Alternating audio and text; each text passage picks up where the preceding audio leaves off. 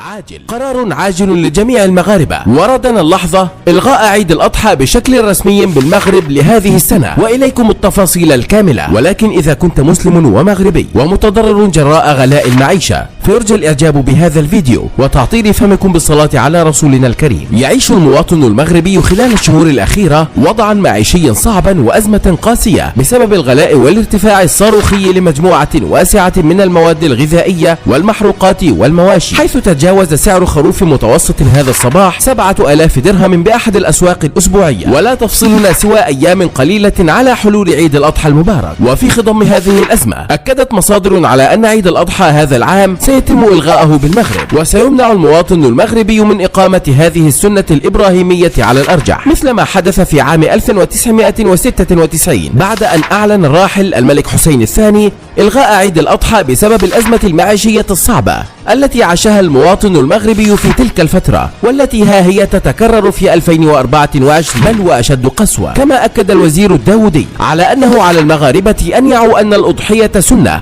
وليست فرضا، واعتقد أننا في ظروف استثنائية، ولا شك أن إصدار هذا القانون سيخفف العبء عن الأسر الفقيرة ويرفع الحرج عنها. وبهذا فإن قرار إلغاء عيد الأضحى هذه السنة بالمغرب وارد وبشكل كبير. وفي النهاية لا تنسوا إخبارنا في التعليقات برأيكم حول هذا الموضوع، ولا تنسوا الاشتراك في القناة ليصلكم جديدنا.